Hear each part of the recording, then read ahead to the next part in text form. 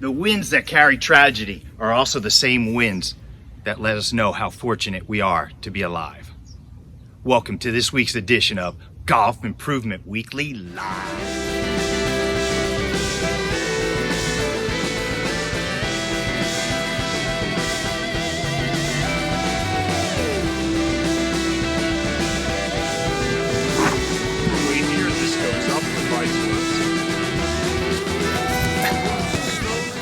This week on Golf Improvement Weekly Live, besides plagiarizing Bob Marley, we're going to be talking about hitting downhill shots to the green where you don't have a lot of green to work with.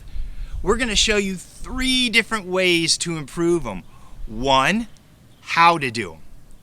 2, what should be your strategy based on your skill level? Because a golfer trying to shoot 80 and a golfer trying to shoot 90, you're going to have different plans to strategize for those shots, and we're going to show you how. And then after that, Brandon Bittner, our performance coach, is going to show you how to practice so that when you are on the course, you can play well instead of saying, I usually do those shots better at the practice area. And then we're going to close out our show on getting healthy, getting fit, how to use bands, just like the PGA Tour players are doing to strengthen. Instead of using all those weights, they're using bands, and we're going to show you why you should do it yourself. Even if you're not looking to lose weight, just to get a little bit stronger, a little more balanced, and just feel a little bit better. So let's get started. Down in the southern tip of the peninsula of Florida, Paul Hawksworth, Golf Made Simple instructor for South Florida. He's going to tell you what's on the mind of a player as he's about to play a shot. Paul, tell us how a player thinks. Thanks, Mark. I'm going to take you back to 1997. I was working on the EPD Tour, which is the European Professional Development Tour, and I was playing a golf course called Seabrook. It's near the east border, right near Germany.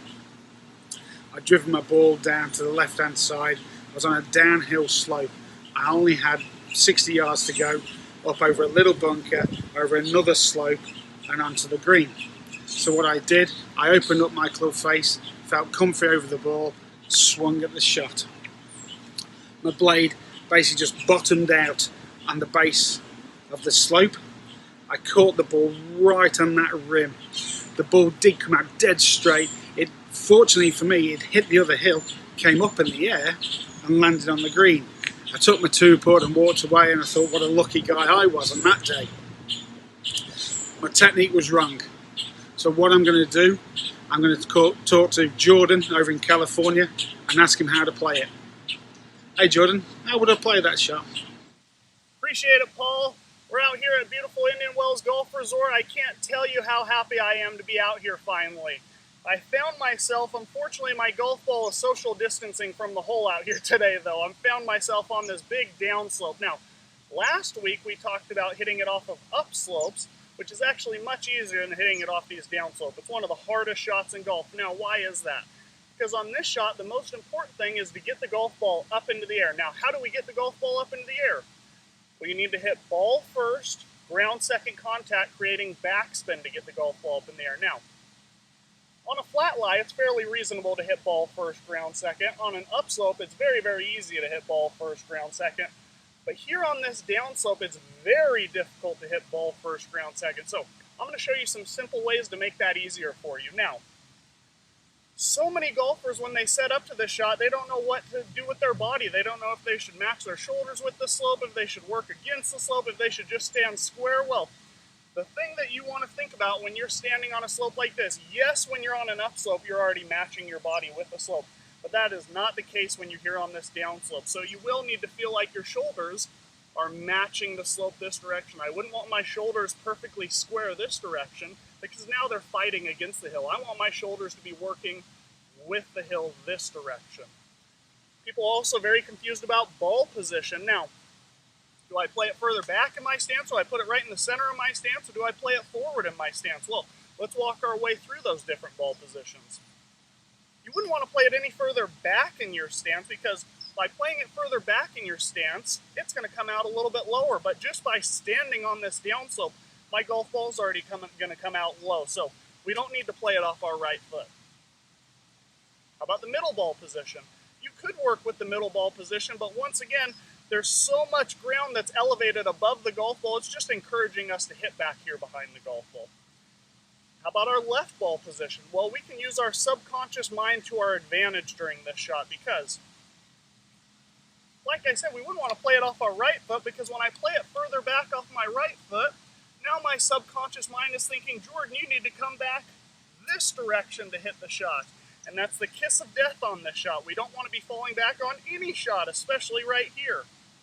But when I play that ball further forward in my stance, now my subconscious mind is thinking, Jordan, you need to work your center of gravity down this hill to even get to that golf ball, so it's going to make it much easier for me to hit ball first, ground second with that ball position slightly forward and me working my center of gravity down this hill. Now, it's very, very important when you're trying to find your balance on these hills. I don't want you to find a subconscious compensation to stay balanced where you're finding your balance right in the middle of your feet.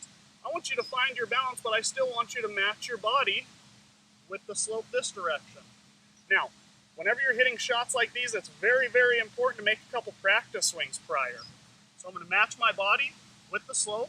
I'm going to have my ball position slightly forward, and I'm going to try to get some turf interaction just past the golf ball. Tick, tock.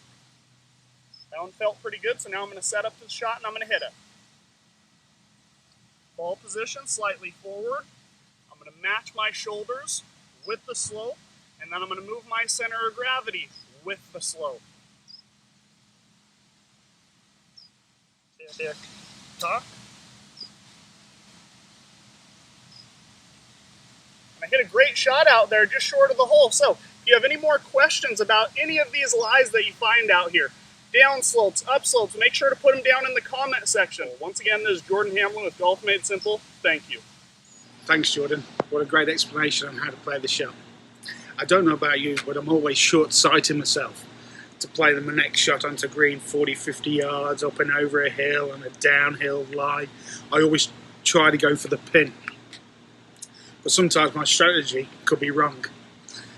There's going to be different ways how to play this shot. So I'll tell you what, let's talk to Trisha over in California. I bet she knows what to do. As an above 90 golfer, you don't have the consistency level to stop the ball on the green every single time and not having it roll into the bunker. So you need to make a plan that's going to match your skill level rather than what you saw the PGA and the LPGA players do on TV. And if you're trying to pull off a shot that they hit, you're going to get frustrated and also end up making a double bogey, a triple bogey, or even a frustrating bogey. When we go out to the golf course with our golfers each day for 6 holes of on-course instruction, we see a lot of golfers in a downhill slope like this, as Jordan just demonstrated to you. Although it might not be as severe as a slope as he demonstrated it to be, it is still a very tough shot to play. So as you can see to my left-hand side, we have an orange noodle indicating our flag, and on the other side of the noodle, we have a sand bunker. So to keep this ball safely on the green, my spot to land it is right about here. And I'm going to make a swing. I'm going to make a good swing and intentionally hit the ball past my spot to show you what the result is going to be if you miss the spot long.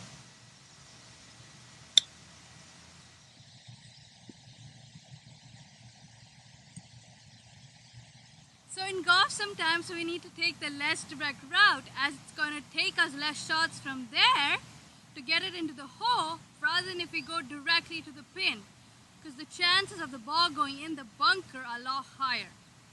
For example, as you can see on the right hand side, the green has so much more room, and not only that, it's much more flatter, and we've taken the bunker completely out of play. By doing so, I don't want you to think that you're playing scared.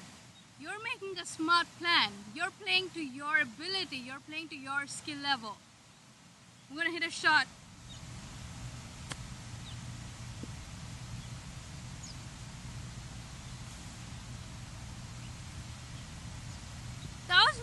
great shot. I still caught it a little bit behind the ball, but since I made a good plan, I put myself in a situation knowing that even if I mishit the shot, it's not going to penalize me as much. So now since you've learned how to play the shot from Jordan, and I've taught you how to strategize for it, our performance coach, Brandon Bittner, is going to show you how to practice it so you're confident enough to take it onto the golf course. What an awesome explanation there from Trisha again on how to play the shot. So technically we know how to play it, but have we practiced it, and how will we practice it? What routine can we do to put into our normal practice day and still enjoy it? I tell you what, our instructor for life, Brandon, over in California, he will tell us what to do. Hey Brandon, how will we play it, mate? If there's one thing in golf I know it's certain, is that if you want to improve, one of the easiest and quickest ways to do it is by being better at strategizing and planning your shots on the golf course, because that's one of those things that you can do to improve without even lifting a golf club. So today, I'm here today to teach you how to practice this shot off the downhill lie using the techniques that Jordan taught you, so that way you can take it to the golf course with more confidence and strategize and plan out your shots with less pressure and less anxiety. And we're going to do that today by practicing a game called Survival. And Survival is going to have plenty of pressure and anxiety, I promise you. The way that it works is you're going to need a bunch of golf balls, a wedge, and a practice green. Here in front of me is the front edge, and 20 yards past the front edge is the back edge, indicated by the orange pool noodles.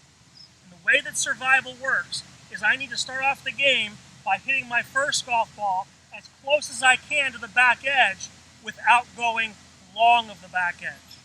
And once I hit that shot successfully, I can then move on to the rest of the game. But first, I got to hit this shot as close as I can to the back of the green. Tick, tock.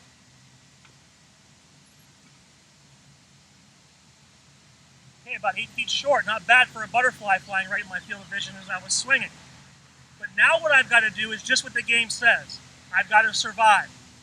I'm going to hit my second shot as close as I can to the previous golf ball. But in order to survive, the golf ball needs to stay short of the previous golf ball. If it goes long, I've got to collect my golf balls and come back and start over. So I'm going to hit my second shot. Tick, tock. Very nice, about 4 feet short of the previous. Now what I've got to do to survive is hit my third golf ball short of the second golf ball. And then hit my fourth golf ball short of the third golf ball. And I'm going to continue playing the game here until I fail. And once I do that, we're going to come back and talk further. But here's my third shot. And I got 6 golf balls onto the putting green successfully. My 7th golf ball went long of the 6th, so now I need to collect my golf balls, bring them back, and start over. And on the 7th golf ball, there was a ton of pressure on me to execute because the area where I needed to land the golf ball and stop it was shrinking significantly. And the longer you play the game, and the better you play the game, the more pressure there's going to be on you. A lot like on the golf course, the later parts of the round sometimes are where you feel the most pressure. But this game goes beyond the pressure, and it goes into distance control. If you want to play better golf and have less putts, you've got to hit the ball closer to the hole and control your distance. And the number one factor outside of clean contact that's going to help you to control your distance is what we call your length of swing. How far this club head is traveling in the backswing. So if I sit up to hit this shot and I bring the golf club back to here, my length of swing is roughly knee high. And what you're going to learn by understanding how to control your length of swing better is you're going to learn what we call club head awareness. Being aware of where this club head is at and being able to feel where this club head is at throughout the entire golf swing. Because as you hit these shots and you do better, and you have to stop the ball closer and closer to you, the more aware and in control of your club face and your club head you need to be. So this goes beyond short game, and this transitions into your full golf swing. It's going to help you with your driver, help you with your iron play, etc. Because if you want to finish your swing under control, you need to start your swing under control. Because if you make a compensation or you lose control of your club head in the first 2 feet of the golf swing, well, you're done. The rest of your swing is just going to be a series of compensations to try to regain control of your club head and your club face. So as you do this, you're learning more than just short game. And you learn how to hit this shot off the downhill slope and the mechanics of it from Jordan. You learn how to strategize it from Trisha, or as we call it at GMS, the plan. And you learn how to practice it under the same emotions of the golf course just now. But I want you to understand something. If you practice the first two without practicing the third, of learning how to play the game under those anxieties, you're always going to be the golfer who says, I practice so good, but I can't take it to the golf course. I don't want to be that golfer, so I'm going to go back and I'm going to try to play the game again, getting 7 or more golf balls on the putting green to better myself. I hope you do the same. Joe Williams, Tom Burley, thank you so much for letting us use your magnificent facility. You and your staff treat us even more magnificent, and we're truly blessed to be here. Thank you so much. Everyone at home, take care. I'll see you next week. You guys are getting better and better each week. If you're watching this video for the first time, go back and look at our prior week's videos. They all did well, but you can see a progression every week in how they become better presenters. And I'm so proud to be watching it each week, and I hope you're enjoying it. Before we go today, are you in shape? Do you want to get in a little bit better shape? Lose 5 pounds? Lose 10 pounds? Well, my story is this. That was me in 2012. Anyone can do it. You just got to take the first step. Let this be your first step if you need it. I like to use bands. They work so well. And they're easy on your joints, bones, and muscles, and tendons, and everything else. You just wrap your hands in them, and then all you have to do is pull them back like this. And then what I like to do is continue it to get this stretch here. Now, as I do it from this angle, see if you see any muscles in my body besides just my arms incorporating here. Ready? Pull it out as far as you can. It brings it to your chest, and then bring your shoulders back and then forward. And bring it back.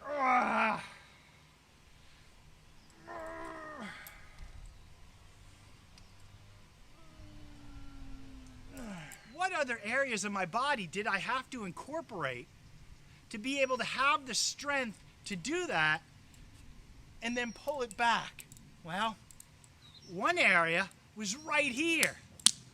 All of this, it had to be strong, it had to be tight. And in order to pull it back, what I have to do with that area, I have to pull it out. Like that. And when you do that, this all gets tight. And it feels good. It helps you stand up straighter. It helps to align your spine better because you're getting this base area strong, stable. Once that gets stable, what else can I use? Well, now I start using my shoulders, right? And then as I go back, these are working, these are working. My ass is working to stabilize me. I feel my thighs, I feel my hamstrings, I feel my quads, I feel my calves. I feel the muscles in my feet holding me firm against the ground. I had a full body workout doing that instead of just going shoulder presses, bench presses, lunges, and all that traditional exercise that's boring and only works one area. I'm working all the areas at one time, just like when you have a golf swing. What are you doing? You're working all the areas at one time. You're not just working your arms, and then next swing you're working your legs, and then next one you're working your chest. The best golfers are the ones that are able to incorporate it all the time. How else can PGA Tour star Justin Thomas, at less than 160 pounds in 2018, be the 11th longest driver on the PGA Tour? Because although he looks skinny, his body is working together. He has great stability in his core muscles. And what is he using? He's using these bands. So if you haven't seen that post from earlier today, go check out that post to see what he's also doing. When you're doing these bands, do it slowly, and then as you're coming in, do it slowly. Why? Well, one, it's better for your muscles, but two, you're teaching your muscles how to work with each other. If you just snap it back, well, you can hurt yourself, but you're not teaching your muscles how to work with each other. And when your muscles don't work together, you start finding compensations using other muscles that shouldn't be in there, and that's how you get injured. What we see at Golf Made Simple is we see people with deficiencies in all areas of their bodies, whether it's hamstrings being too tight, their glutes not allowing them to turn.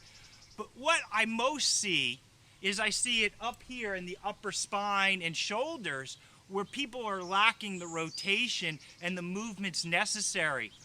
And so if we can find a combination of stretching and strengthening at the same time, that's when you're going to see the biggest difference. Instead of just taking some weights and doing this and just isolating it, that's not giving you flexibility. That's just tightening your muscle even more. So let's get flexibility and strengthen at the same time. And one way that I found that can do that is these bands. They often use them in physical therapy. If you're ever recovering from an injury, they give you this. It's less impactful as far as hurting your body. It's easier on your joints and your muscles. Plus, just the vibrations of it as you're holding it, well, it's strengthening all these little muscles also. This is something you can do at home. How many reps? That depends on you. How much time? That depends on you. To get started? That depends on you. But we're giving you the toolbox. It's now time for you to use the tools. This is Marc Solomon with Golf Made Simple, part of our Morning Sequoia program to get you back in good shape and get you in the best shape of your life. Thanks for tuning in. Looking forward to seeing you again next week.